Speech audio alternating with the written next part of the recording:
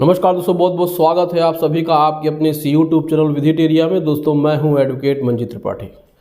दोस्तों आज के इस वीडियो में हम लोग बात करेंगे ओटीएस की और ओटीएस में 10% पैसे की। जी हां दोस्तों, ओटीएस के नाम पर बैंक लोगों को बेवकूफ़ बना रहे हैं और लोगों को ठग रहे हैं।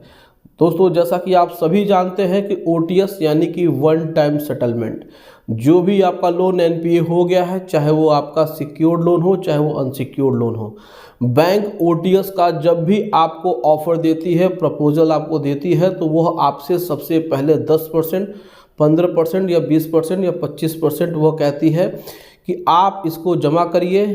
आपका ये 10%, 20% या 15% पहले हम इसको अप्रूवल ऊपर भेजेंगे और वहाँ से जब अप्रूवल आएगा तो आपका ओटीएस इतने पैसे में हो जाएगा। वो लोग आपको एक बहुत ही बड़ा छूट का लालच देते हैं, यानी कि वो आपको छूट का लालच देते हैं और कहते हैं कि हम आपको इतना छूट दे देंगे। मान के चलिए कि आपका 15 लाख रुपए का सिक्योर्ड लोन डिफ़ॉल्ट हो गया है और बैंक इसको ओटीएस के नाम पे आपको कहती है कि हम आपका 10 लाख रुपए में इसका सेटलमेंट कर देंगे। आप 10 लाख रुपए का 10% या 15% या 20% या 25% जमा कर दीजिए, जैसा भी बैंक आपसे कहे। तो आपने उसमें अपना 10% जमा कर दिया। अब उस 10 लाख रुपए का जैसे ही आपने उनको पैसा पेमेंट किया, अब वो कहते हैं कि 15 दिन के बाद हेड ऑफिस से अप्रूवल आ जाएगा और आपका 15 लाख का लोन 10 लाख रुपए में सेटल्ड हो जाएगा। 15 दिन तक आप वेट करते हैं। 15 दिन के बाद फिर जब आप बैंक के कांटेक्ट में जाते हैं, यानी बैंक के मैनेजर के पास जाते हैं, उनसे डिटेल पूछते हैं कि सर हमारा क्या हुआ, तो वो कहते हैं कि अभी आपका अप्रूवल नहीं आया हुआ है, कुछ टेक्निकल कारणों से वो रुका हुआ है, आप अगले हफ्ते आइए, निश्चित तौर पे आपका ओटीएस हो जाएगा। अब आप बैंक के मैनेजर की बातों में आते हैं और एक हफ्ता और आप वेट करते हैं। आप एक हफ्ते के बाद जाते हैं, फिर वही कहानी शुरू हो जाती है, यानी कि बैंक इसमें आपको 2 से 3 महीने तक दौड़ाता है और लास्ट में जब आप बहुत ज़्यादा जब परेशान हो जाते हैं और बैंक के मैनेजर से जाके बातचीत करते हैं, तो बैंक का मैनेजर कहता है कि आपका ओटीएस रिजेक्ट हो गया है, यानी कि आपको अप्रूवल नहीं मिला है। आपने जो 10% जमा किया था वो आपके पेनल्टी या आपके अदर लीगल चार्जेस में वो एडजस्ट हो गया है। अब बैंक को 15 लाख रुपए की जगह आपको 18 लाख रुपए देने पड़ेंगे। दोस्तों इस प्रकार की घटना हमारे व्यूअर के साथ हुई है, उनके साथ भी इस प्रकार की दुर्घटना हुई है। ओटीएस के नाम पे बैंक ने उनसे 10% पैसा जमा करा लिया और उनको महीनों तक दौड़ाते रहे और वो अप्रूवल के नाम पे उनको लटकाए रखा। उनके 15 लाख के लोन को 10 लाख रुपए में सेटलमेंट करने के लिए उनसे 10% तो पहले जमा करा लिया गया और उनसे कहा गया कि आप एकदम निश्चिंत रहें, आपका ओटीएस हो रहा है। अब 15 लाख रुपए का लोन 10 लाख रुपए में सेटल होगा तो हर व्यक्ति चाहेगा कि हमारा सेटलमेंट हो जाए, लेकिन उस 10% से रिलेटेड किसी भी प्रकार से डॉक्यूमेंट हमारे व्यूअर ने बैंक से नहीं लिया, क्योंकि बैंक एक बहुत ही रेपुटेड बैंक थी, सरकारी बैंक थी। साथ ही साथ उन्होंने बैंक के मैनेजर के ऊपर भरोसा कर लिया और उन्होंने 10% उनको जाके दे दिया। अब वो 10% उन्होंने दिया, लेकिन बाद में उनको पता चला कि उनके साथ तो फ्रॉड हो गया। हालांकि वो जो 10% का पैसा है उनका रिसीविंग उनको मिला, ऐसा नहीं है, लेकिन वो 10% का पैसा उनके प्रिंसिपल अमाउंट में जमा ना हो करके उनके पेनल्टी में जमा हो गया और तो और उनके ऊपर 3 लाख रुपए और एक्स्ट्रा बैंक ने अकाउंट क्लोज करने के लिए मांगा है। तो कहने का मतलब यहाँ पे ये है कि ओटीएस के नाम पर बैंक किस प्रकार से धोखाधड़ी करते हैं, इसका ये प्रमाण है, इसका ये सबूत है।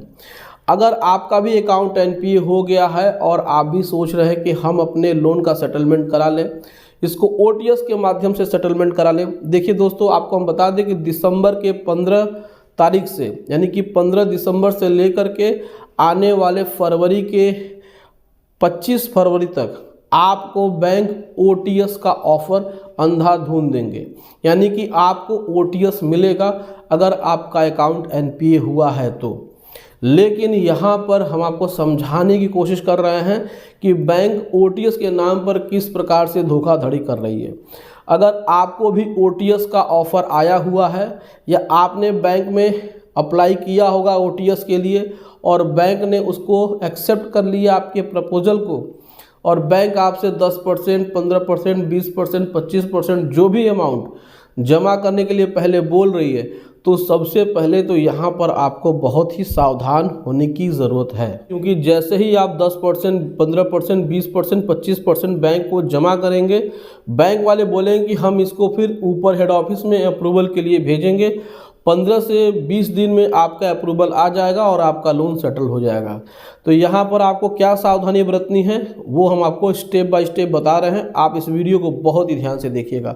अगर आप ध्यान नहीं देंगे दोस्तों तो आपका नुकसान हो जाएगा। ऐसी बातें कोई बताता नहीं है और ऐसी बातें आसानी से पता नहीं चलती हैं। तो जब भी बैंक आपको 10%, 15%, 20% या 25% का कहे कि आप इतना पैसा जमा करिए, तो आप उनसे कहिए कि सर हमें अपने लेटर हेड पर लिख करके दीजिए कि हमारा अगर ओटीएस का प्रपोजल या ऊपर से अप्रूवल कैंसिल होगा तो हमारा 10%, 20%, 15% जो भी पैसा हम जमा कर रहे हैं ये पैसा हमारे प्रिंसिपल अमाउंट में से माइनस होगा। अगर आप इसको प्रिंसिपल अमाउंट में से माइनस नहीं करेंगे तो हम आपके ऊपर लीगल एक्शन लेने के लिए तैयार हो जाएंगे। तो अगर आप इस बात से सहमत हैं तभी आप इस ओटीएस के प्रपोजल को एक्सेप्ट करिए, अन्यथा आप सीधे सीधे हमको बता दीजिए कि हमारा ओटीएस होगा कि नहीं होगा।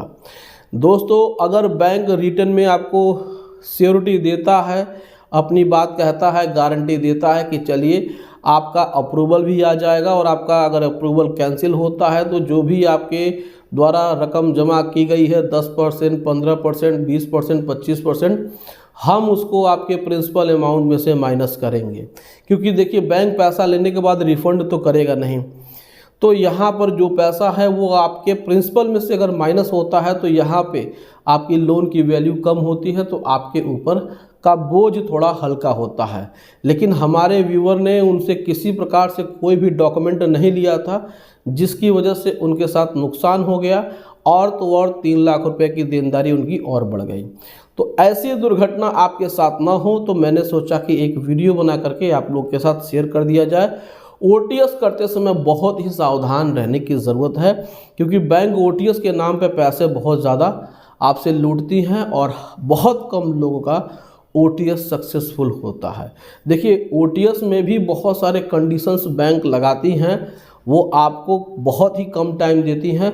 अगर उस कम समय में अगर बैंक के द्वारा निर्धारित किए हुए समय में आपने पैसा जमा नहीं किया तो आपको ओटीएस कैंसिल हो जाएगा और फिर जो आपने पैसा जमा किया है वो पैसा आपका वेस्ट हो जाएगा और आपको नुकसान हो जाएगा।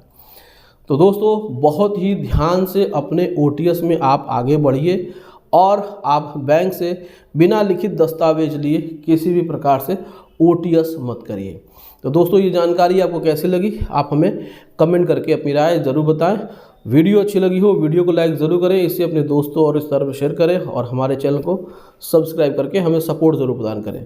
दोस्तों मिलते हैं अगली वीडियो में एक नए टॉपिक के साथ। तब तक आप अपना और अपने पूरे परिवार का ध्यान ज़रूर रखिए। Thank you so much. जय हिंद दोस्तों।